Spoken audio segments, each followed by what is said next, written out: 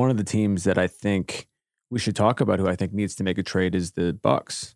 And I think that I think that they are clearly a championship contender. They have, arguably the best player on the planet on their team. I think Middleton's going to come back to form. And we've talked about this weakness they've had on this show before, but their three-point shooting is just not where it needs to be for them to be a contender. And when they won a couple years ago, they added PJ at the deadline.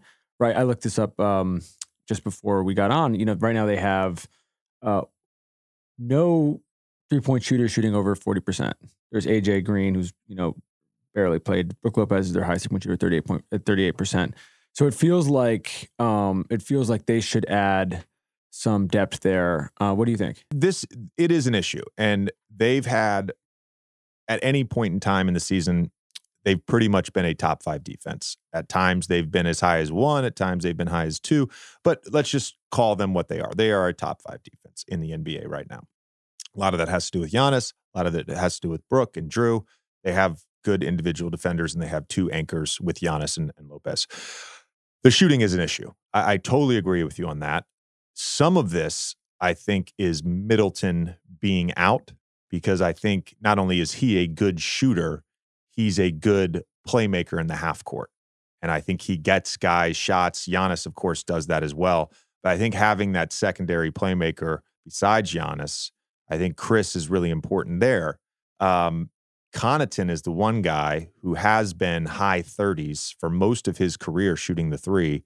And he struggled this year. I didn't look up his numbers this morning, but I know that going into that game versus he's shooting 31%. Yeah, going into the game, he was at 30.8, I think, going into the game Wednesday night against the Raptors. And he ended up having a good shooting game.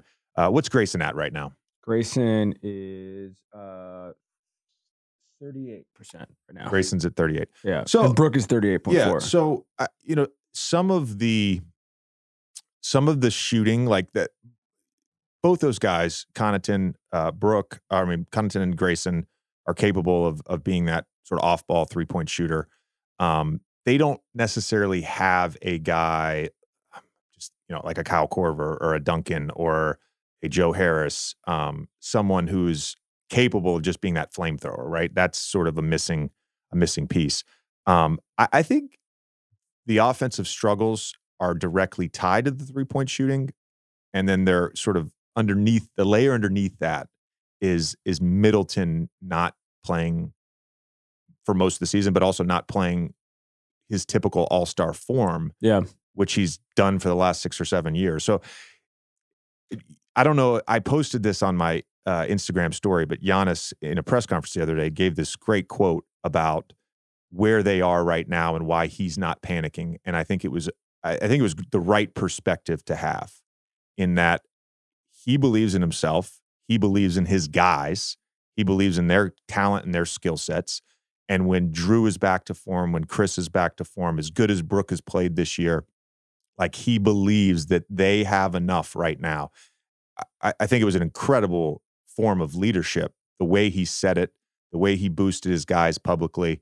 And he gave the perspective. Look, we're sitting here in 3rd place in the East. We're only a couple games back from Boston. And yet we've had these injuries, yet we've had these shooting struggles. I like where we're at. Yeah. So I like that perspective.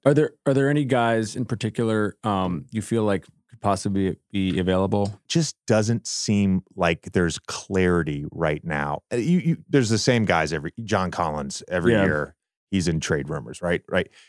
Jay Crowder, of course, will probably be traded at some point in time. We would think. You would hope. We would think. So I don't know. And I actually wrote this down because I think both the play-in tournament and the fact that there's so much parity right now. There's so much parity. I'm gonna bring up the Raptors. The Raptors right now, I wrote this in our newsletter today. They're 2 games back of the play-in, yet they have the 6th worst record in the league, and they're 2 games back in the loss column of having a bottom 5 record, and 3 games back of having a bottom 4 record, which gives you better odds to get a top 2 pick. So I actually wrote down, parity distorts reality. So if you're the Raptors, and I don't know their mindset, I don't know Masai's mindset, they're not a good basketball team right now, but they're close. And I think there's a number of teams that are close. So how the sort of short-term versus long-term view plays out amongst the decision makers for all these teams, that's what's going to be interesting. Two names that I feel like make sense for the Bucks. One of whom is a friend of yours, Doug McDermott, in San Antonio. Wow.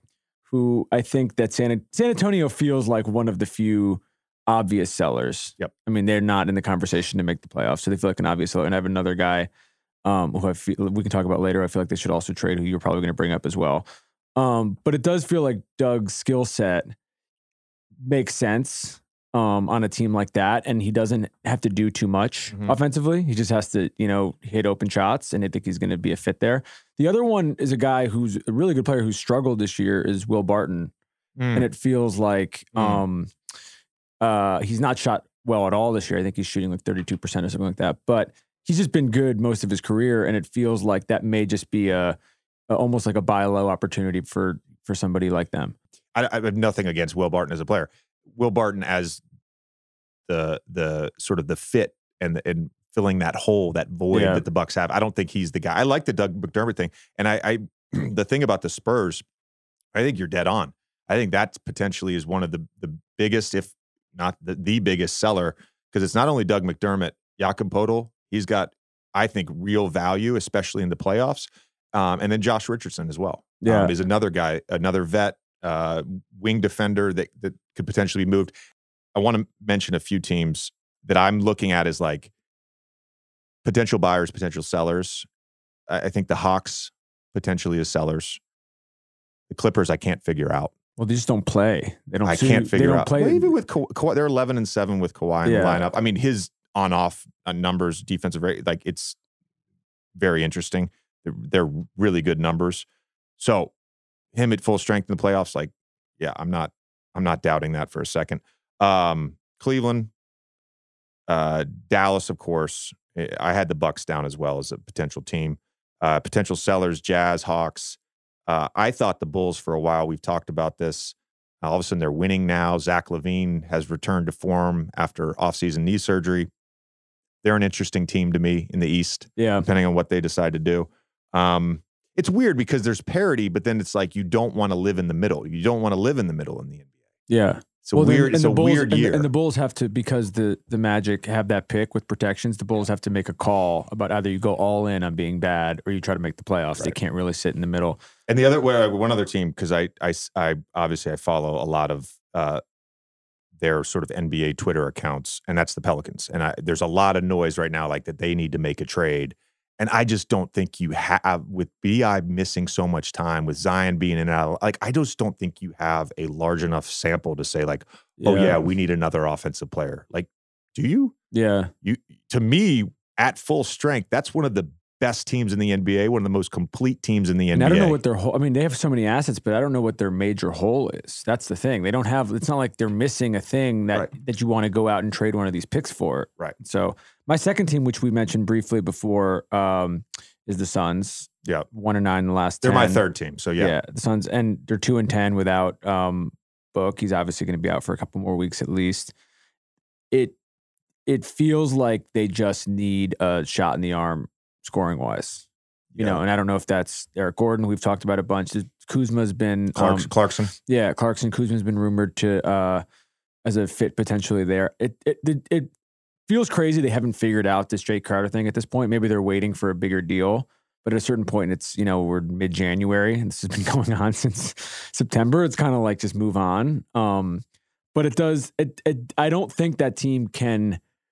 I know a couple Suns fans want them to do this. It doesn't feel like they can go, you know, tank mode. Like they have too much talent. Book's not out for the year. You know, they have too much talent. This is a team that's a playoff team regardless. Maybe they're going to end up in the play-in game, but they do feel like without him, they've slid into no man's land because of this, because of their sort of struggles offensively. The other thing, they're 19th in rebounding. I mean, they probably need to make a couple deals. I'm not sure they need to make a massive deal for one guy, but they probably need to just like sort of fortify across the board. And then you add on to that the complexity of the new ownership and sort of waiting for that approval.